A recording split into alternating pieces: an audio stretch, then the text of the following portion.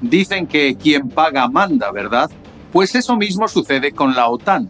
Estados Unidos lleva ya 75 años abonando la cuenta de esta alianza defensiva de 32 estados.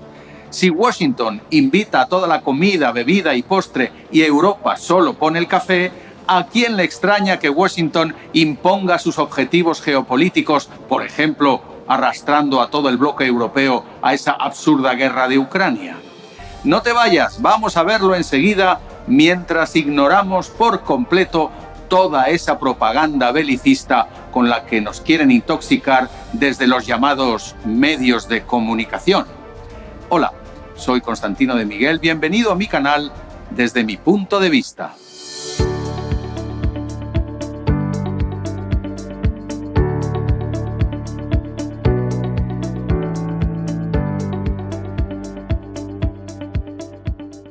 Queridos amigos, no nos engañemos. Desde que se firmó en Washington la creación de la Alianza Atlántica en 1949, los gobernantes europeos son vasallos de Estados Unidos. Da igual lo que piensen o quieran sus electores.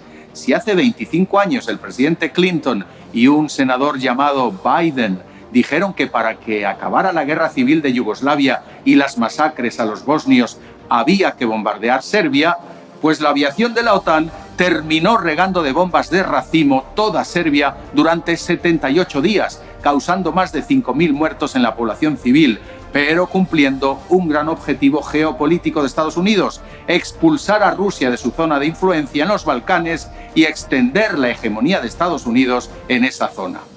Los mismos designios geopolíticos de Estados Unidos hicieron que tras el atentado a las Torres Gemelas, la OTAN actuara fuera de su zona en Irak y en Afganistán, con el propósito de combatir el radicalismo de Al-Qaeda, la proliferación nuclear iraní y la influencia de Rusia en el Medio Oriente. Pues bien, si el Pentágono nos dice que la guerra contra Rusia es justa y necesaria, a pesar de que no se ha producido realmente ninguna agresión contra ninguno de los países europeos de la OTAN, sus gobiernos no pueden hacer otra cosa que obedecer al tío Sam. Y las instrucciones provienen del jefe supremo del mando conjunto, siempre un general estadounidense, quien en realidad habla por boca del secretario general de esa organización, el señor Jens Stoltenberg. Por si hubiera dudas de quién manda y nos manda a la guerra, tenemos también a la propia Unión Europea, que se ha revelado como el colchón comercial y económico sobre el que descansa a pierna suelta esa OTAN expansionista.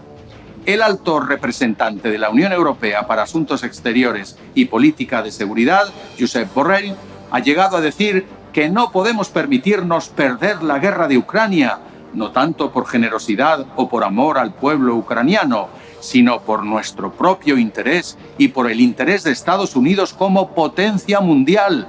We cannot afford Russia to win this war. It is in our own interest. Traducción: la guerra no es para defender a los ucranianos, sino para complacer a la Casa Blanca y demostrar que la Unión Europea cumple fielmente las instrucciones de Washington. Así que, no contentos con que los europeos estén pagando la munición y las armas, ahora la OTAN quiere que también se envíen a soldados en un enfrentamiento que podría degenerar en otra guerra mundial en suelo europeo. El problema es que Europa no ganaría esa guerra. Se enfrenta a una potencia nuclear y Rusia tiene capacidad militar y de soldados para resistir los años que hagan falta, no una guerra, sino 3 o 4. Pero para Europa es puro y simple sometimiento a Washington, obediencia debida, aunque vaya contra sus propios intereses, aunque las familias europeas no quieran enviar a sus muchachos al frente, aunque el contribuyente tenga que pagar ese elevadísimo coste bélico, aunque se dispare aún más la inflación, empobreciendo más a las clases populares. Veamos otras muestras de ese sometimiento. Cuando por oscuros cauces el llegó a volar el gaseoducto ruso Nord Stream en el mar Báltico, que abastecía a Alemania de energía barata para su industria química y población, no se produjo ninguna respuesta por parte de Berlín, aunque el ataque supone de hecho arruinar al motor económico de Europa. El gobierno de Olaf Scholz prefirió mirar para otro lado. y acatar la orden de prepararse para la guerra contra Rusia. Parece irrelevante que Alemania sepa muy bien desde Stalingrado lo que significa atacar a Rusia. De nada sirve que, como viene pasando desde la Alta Edad Media, la verdadera amenaza a Europa, sobre todo a España y a Italia, proviene del flanco sur, es decir, el verdadero peligro procede del rearme de Marruecos, de la anarquía en Libia o de la invasión migratoria islámica cargada de radicalismo con elementos de ISIS, Al-Qaeda, etc.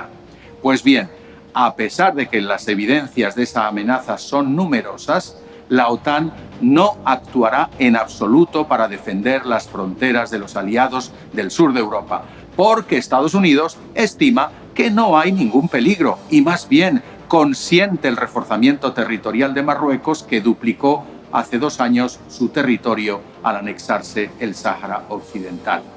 Por lo tanto, el asunto de la amenaza islamista, que ya causó terribles atentados en España, ni siquiera se pondrá sobre la mesa, no se tratará y, en consecuencia, no se vigilará ese flanco sur, verdadera fisura para la seguridad de los europeos. Claro, con la excepción de Gibraltar, colonia británica en suelo europeo, que sí es estratégica para la OTAN. Olvídese usted de Lampedusa en Italia, Ceuta y Melilla o Canarias en España. Así, los incautos españoles e italianos han dejado abierto un coladero en África, desprotegiendo sus fronteras mientras obedecen a su amo al desplazar cuantiosos soldados y vehículos militares al este de Europa en preparación de esa guerra contra Rusia. El caso es que, cumplidos los 75 años, la OTAN, la más grande y fuerte alianza militar del mundo, parecía que ya no tenía enemigos cuando cayó la Unión Soviética en 1991, pero pronto se inventó uno en Rusia, aduciendo como causa la invasión de Ucrania por parte del régimen de Putin. Fue la excusa perfecta para seguir ampliando su zona de influencia, con la propia Ucrania como punta de lanza en el patio trasero de Rusia, mientras Finlandia y Suecia se convertían en nuevos Estados miembros. Pero no podría ser de otra manera. La OTAN es una estructura concebida y engrasada por el poderoso complejo militar industrial de Estados Unidos, interesado en gastar, expandir su mercado y justificarse. Inútil que también el contribuyente de Estados Unidos proteste. Para reforzar ese relato de que Rusia es malísima, Ucrania la víctima y la OTAN los salvadores, los justicieros, la máquina de propaganda de los medios oficiales occidentales no se detiene. Encubre la derrota lenta pero inexorable de Kiev, tapa la corrupción de Zelensky y su entorno, y no se pronuncia sobre los rusos perseguidos por un régimen ucraniano filo-nazi. El lavado de cerebro del ciudadano pasa ahora por el alarmismo, metiéndole miedo al afirmar que Rusia puede aniquilar cualquier ciudad europea con sus misiles supersónicos y que, por si acaso, hay que bunkerizarse y hacer acopio de víveres, agua, tener una linterna y una radio a pilas a mano, como si viviéramos en la época de la Guerra Fría. Sí, amigos, a mi parecer hay un perverso afán en esos medios de desinformación en hacer de Rusia un monstruo que pintan más fiero y peligroso de lo que es, exagerando el indudable carácter autócrata y dictatorial de Putin después de su aplastante victoria en las urnas. Siempre la superioridad moral de que la democracia occidental, ahora reconvertida en dictadura progre, es mejor y hay que imponerla a todo el planeta. El problema es que casi el 70% de la humanidad no está de acuerdo. Pero no sé si se han puesto a pensar, a raíz de estos terribles atentados de Moscú, 140 muertos, que tanto Rusia como Occidente, ambos somos de culturas cristianas, ortodoxa, católica o protestante, etc. Y curiosamente compartimos el mismo enemigo, tan real como mortífero, denominado terrorismo islamista. Qué curioso que nos empujen a hacernos la guerra entre nosotros cuando tendríamos que estar cooperando al menos para combatir ese integrismo musulmán. ¿O acaso no sufrió Moscú una masacre igualmente terrorista de presunta autoría islamista como la que golpeó a Nueva York aquel 9 de septiembre? Claro, decir todo esto puede ser objeto de censura, es facha, de ultraderecha. Pues no, me parece sencillamente sentido común. Entonces, ¿por qué esa obcecación con una guerra perdida de antemano? Sucede que la administración demócrata de Estados Unidos ha elegido al señor Zelensky como el luchador, el paladín de la libertad y la justicia en Ucrania. Pero a mí, sinceramente, no me encaja como héroe de Marvel, más bien parece un Calimero, porque no hace más que llorar y pedir y llorar. Y los demócratas, tan woke, tan sensibles, le creen. Además, para Biden, una derrota sería letal tanto para lo que queda de su presidencia como para las posibilidades de los demócratas en las elecciones de noviembre. De ahí la urgencia en escalar el conflicto hacia una rápida ruptura de hostilidades en las que la OTAN sea el brazo armado y los europeos carne de cañón. El estallido de una guerra haría que Donald Trump tuviera más difícil detener la contienda, porque el candidato republicano ha dicho no solo que parará en seco ese conflicto bélico contrario a los intereses del ciudadano de Estados Unidos, sino que dejará de ser el pagano de la OTAN. Trump ya advirtió que si los países miembros no pagan al Club Atlántico al menos un 2%, Estados Unidos dejará de poner a su disposición tropas, aviones e inteligencia militar. Los gobiernos europeos no soportan salir del paraguas norteamericano y por eso ya se preparan para ese escenario.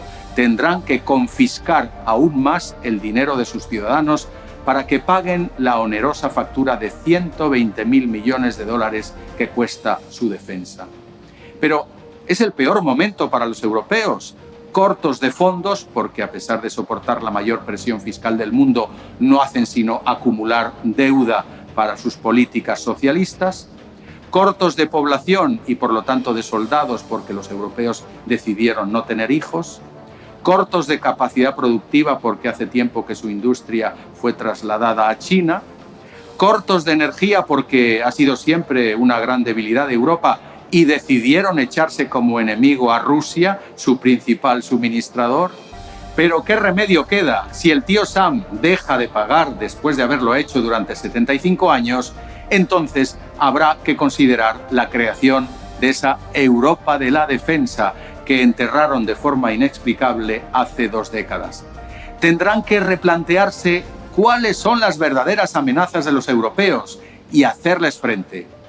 Aunque sigamos siendo aliados, al menos dejaremos de ser siervos, ciegos y leales de Estados Unidos.